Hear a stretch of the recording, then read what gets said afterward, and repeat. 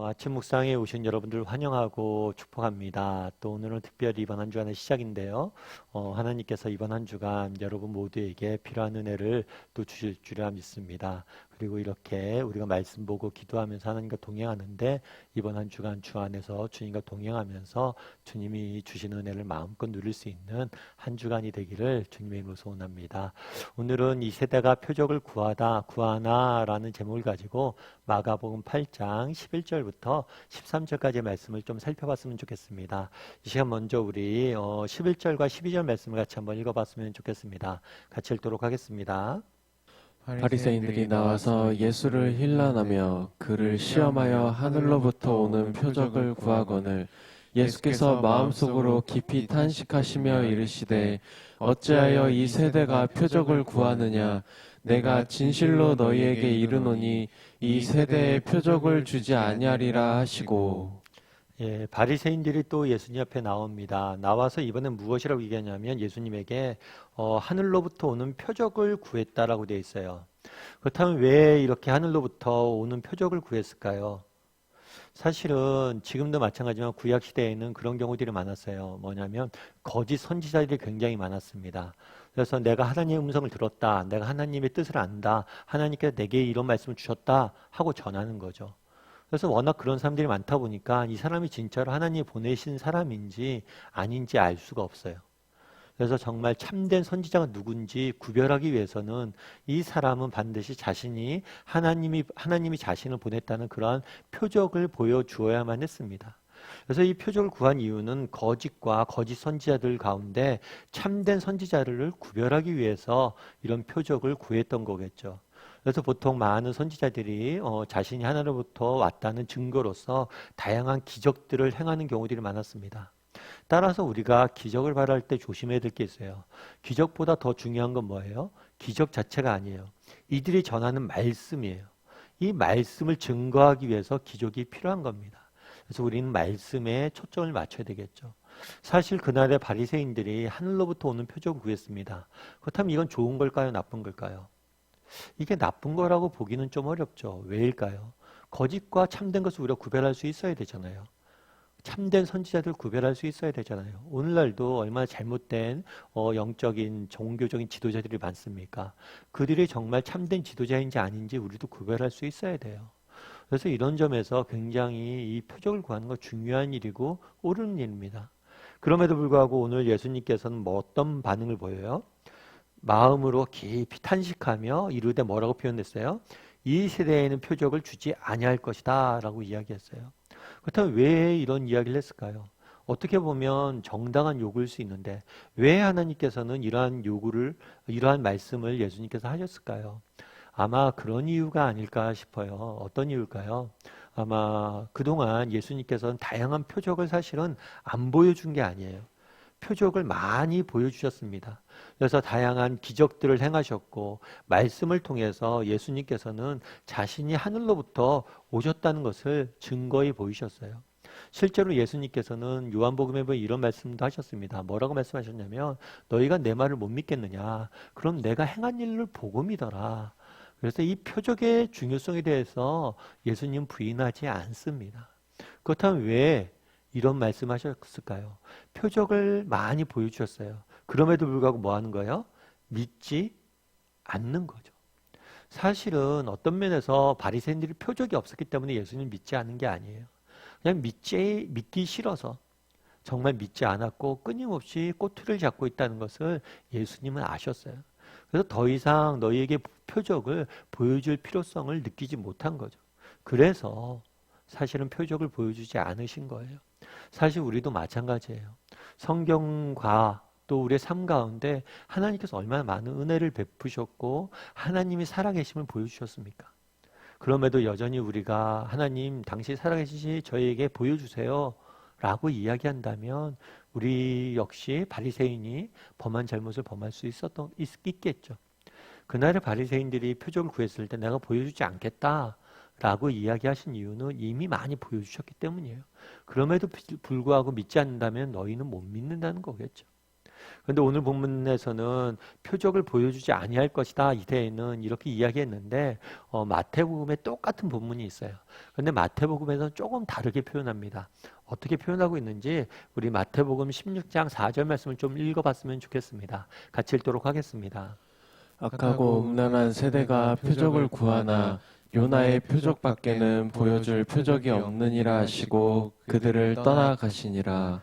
뭐라고 표현하시고 계시냐면 악하고 음란한 세대가 표적을 구하나 요나의 표적밖에는 보여줄 표적이 없다라고 이야기하죠.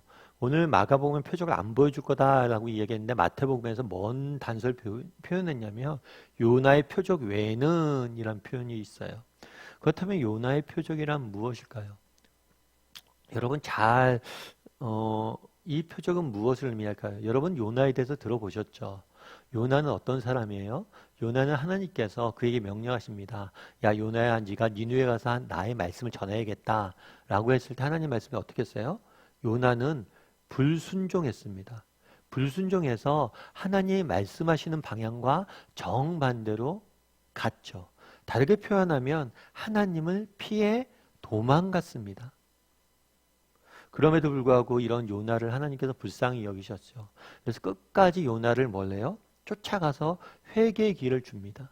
그래서 요나가 배를 타고 도망가는데 그 배가 풍랑을 만나죠. 그래서 요나는 바다에 빠지게 됩니다.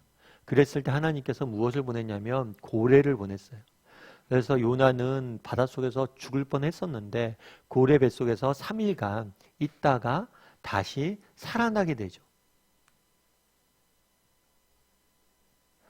이 요나의 표적은 이 사건을 의미하는 거예요.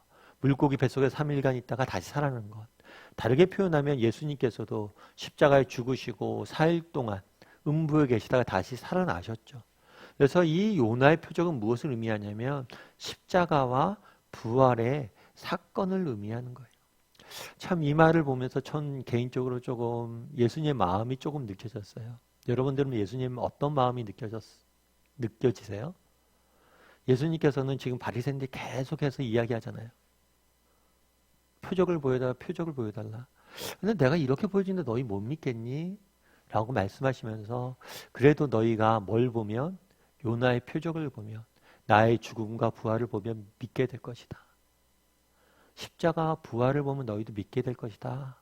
라고 이야기하는 그런 예수님의 마음을 느껴질 수 있어요. 사실 예수님께서 십자가에 돌아가셨죠. 왜 돌아가셨어요? 우리를 위해서 돌아가셨죠. 그 우리에는 누구도 포함되어 있어요? 이 바리새인들도 포함되어 있죠. 그리고 정말 예수님 십자가에 못 박았던 로마의 군인들도 포함되어 있죠. 그래서 나의 십자가의 사랑과 부활을 보면 너희가 믿게 될 것이다. 이런 정말 끝까지 이들을 사랑하고 아끼는 예수님의 모습들을 우리는 보게 됩니다. 어쩌면 예수님께서는 오늘날에도 동일하게 말씀하고 있지 않을까 싶어요. 정말 우리도 이 땅을 살다 보면 그런 생각이 들 수가 있죠. 바리새인들이 했던 것처럼 정말 예수님이 살아계실까? 하나님이 살아계실까? 정말 하나님이 내 인생을 정말 살아계셔서 내 인생을 지키고 보호하실까? 이런 생각이 들 수가 있어요. 그럴 때마다 우리가 바라봐야 할 것은 뭐예요? 요나의 표적이에요. 다른 말로 표현하면 우리가 그때마다 바라봐야 할 것은 뭐예요? 십자가예요, 십자가. 그래서 바울은 로마서에서 이렇게 이야기합니다. 로마서 8장 32절에 보면 이렇게 되어 있어요. 자기 아들을 아끼지 아니하시고 우리 모든 사람을 위해서 내주신 이가 어찌 그 아들과 함께 모든 것을 우리에게 주시지 아니하겠느냐. 바울이 뭐라고 이야기해요?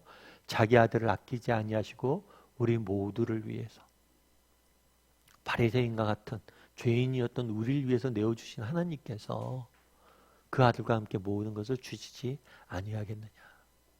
여러분 정말 하나님이 살아계신지 정말 하나님께서 우리를 사랑하시는지 의심이 들 때가 있어요. 정말 하나님께 내 인생을 지키시는지 의심이 들 때가 있어요. 그럴 때마다 무엇을 해야 됩니까? 십자가 앞에 나가야 돼요. 그래서 정말 십자가 위에 예수님을 바라봐야 됩니다. 제가 아는 목사님 한 분이 계세요.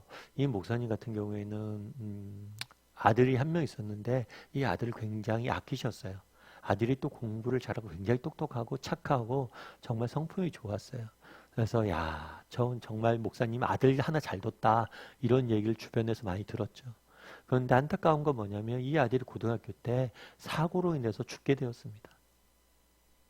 그래서 저희도 참 많이 슬펐던 것 같아요. 그래서 같이 울고 위로하고 그랬어요. 그래서 나중에 장례가 끝나고 그 목사님 그런 얘기를 하더라고요. 참 나이가 든다는 게 그런 것 같다고. 나이가 들다 보면 한계를 많이 느낀다고.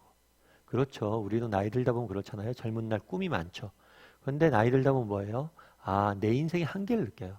아, 내가 요 정도밖에 그릇이 안 되는구나. 그래서 자기도 한참 자신의 인생의 한계를 느꼈대요. 그런데 아들을 보니까 얘는 자기보다 낫더래요. 그래서 굉장히 똑똑도 하고 자기보다 뭔가 더 하나님 앞에 귀인 쓰임 받을 것 같더래요.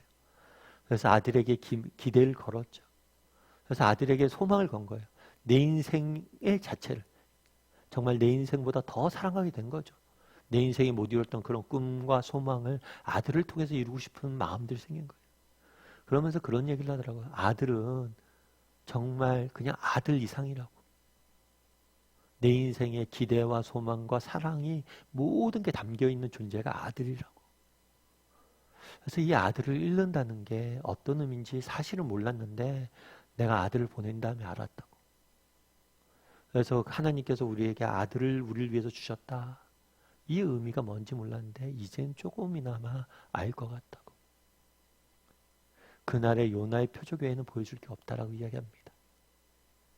정말 그리스도께서 우리에게 십자가를 위해서 우리를 위해서 죽으셨다는 이 사실 하나면 충분하다는 것. 문제는 뭐예요? 우리가 그것을 모르고 있다는 거예요.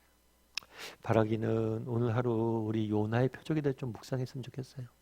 하나님이 나를 위해서 십자가에 죽으셨다는 사실, 아니 예수님이 나를 위해서 십자가에 죽으셨다는 사실, 하나님이 그 아들을 우리를 위해서 아끼지 아니하고 내어주셨다는 사실, 이 사실을 묵상했으면 좋겠습니다. 그리고 바울처럼 우리도 외칠 수 있었으면 좋겠어요. 정말 자기 아들을 아끼지 아니하시고 내어주시니가 어찌 그 아들과 함께 모든 것을 우리에게 주시지 않겠느냐. 그런 믿음을 가지고 오늘 하루 또 살아갈 수 있는 오늘 하루가 되기를, 이번 한 주간이 되기를, 또 십자가를 묵상하고 가까이 나간 한 주간이 되기를 주님의 이름으로 소원합니다.